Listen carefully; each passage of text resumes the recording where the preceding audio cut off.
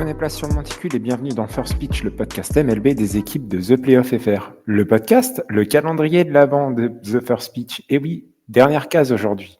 Alors, je vous propose un petit mixte cinématographique. D'abord, je vais vous plonger dans l'ambiance de 1989 avec une phrase culte.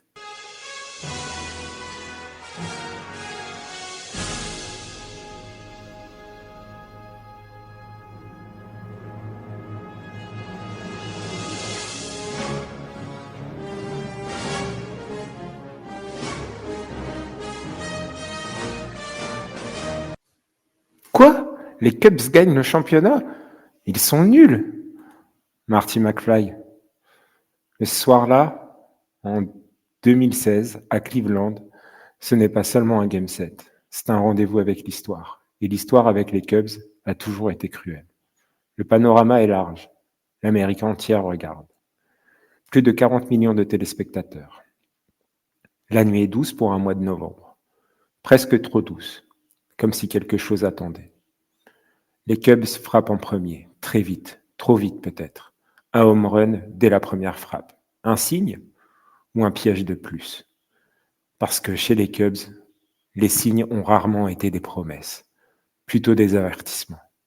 Le match avance. Les manches s'empilent, les erreurs aussi, les balles perdues, les décisions discutables, des lanceurs poussés au-delà du raisonnable. Et puis, comme toujours, le moment arrive. 8e manche. Avantage Chicago. 3 points d'avance. À 4 outs de la délivrance.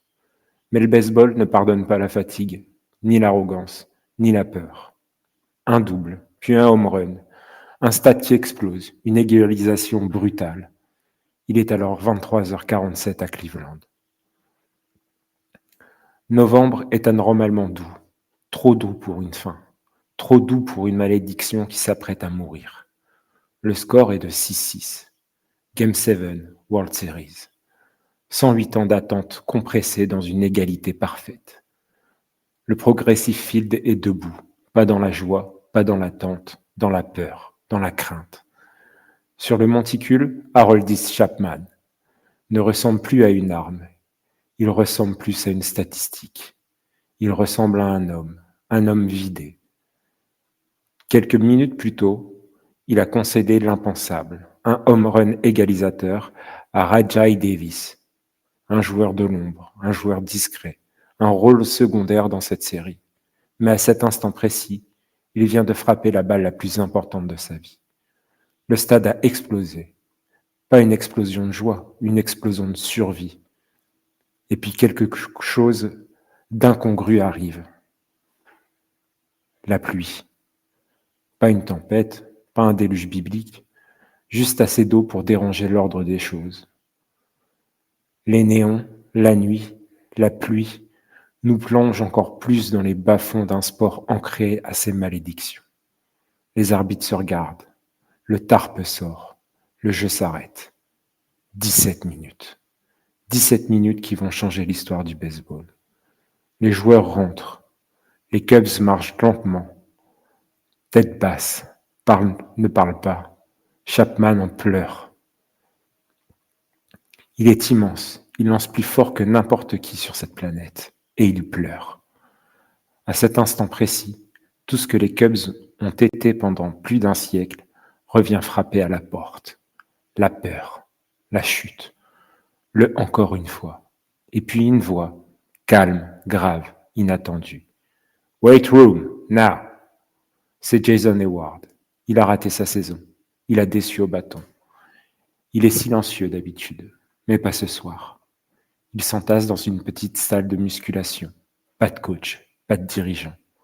Juste eux. Heyward regarde ses coéquipiers. Il ne crie pas, il ne motive pas, il n'harangue personne. Il rappelle. On est la meilleure équipe de baseball, pas par hasard. On ne joue pas le score, on joue les uns pour les autres. Les regards changent. Chapi, avec toi, on est avec toi. On va gagner ce match. À l'extérieur, la pluie continue, comme si le ciel retenait son souffle.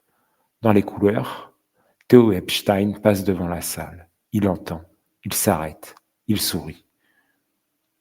À ce moment-là, il le sait. Ils vont gagner ce foutu match. Quand le jeu reprend, ce ne sont plus les mêmes Cubs. Le baseball redevient simple, presque primitif. Kyle Schwarber frappe un simple. Un retour impossible après 6 mois de blessure. Albert Almora court, sans calcul, sans peur. Chris Bryant élève la balle, juste assez. Et puis, Ben Zobsky, calme, posé, un swing sans violence. La base rase la ligne, le stade se fige, le temps s'arrête encore. 7-6. Les Cubs prennent l'avantage. Pas dans un cri, dans un souffle. Ils ajoutent une assurance. Mais rien n'est jamais simple avec les Cubs. Encore une frayeur. Encore un run encaissé. 8-7. Dernier frappeur. Une balle lente vers la troisième base. Bryant attrape. Il glisse. Il se redresse. Il lance. Anthony Rizzo réceptionne. Just in time. Et pendant une fraction de seconde, le monde entier retient son souffle. Puis, c'est fini. 108 ans. 108 ans balayés par 17 minutes de pluie. Et une réunion dans une salle de musculation. Ce n'était pas une victoire, c'était une libération. Ce soir-là, les Cubs n'ont pas vaincu Cleveland. Ils ont vaincu le temps. Et depuis, chaque fan le sait. Parfois, ce n'est pas le home run, ni le dernier lancé qui change l'histoire. Parfois, avec ces Cubs, c'est juste une pluie qui tombe au bon moment. Le baseball ce soir-là cesse d'être un sport. Il devient un souvenir. On pourrait dire, j'ai vu tant de choses que vous, humains, ne pourriez pas croire. De grands navires en feu surgissant de l'épaule d'Orion. J'ai vu des rayons fabuleux, des rayons C, briller dans l'ombre de la porte de Tannhauser. Tous ces moments se perdront dans l'oubli, comme les larmes dans la pluie. Il est temps de mourir. Voilà, c'était tout pour cette dernière case, et j'espère qu'elle vous a plu. Je vous souhaite un très joyeux Noël, de profiter avec vos proches, et de recevoir des beaux cadeaux, un gant, une batte, une balle, un maillot, n'importe quoi, mais tout ce qui pourra vous faire plaisir pendant ces fêtes, et réécouter aussi nos épisodes au coin du feu. Voilà, ces petites cases, elles sont aussi là pour ça, et j'espère surtout qu'elles vous ont plu. Voilà, allez, je vous envoie plein de bisous, et puis joyeux Noël, et attention, pas trop de dinde.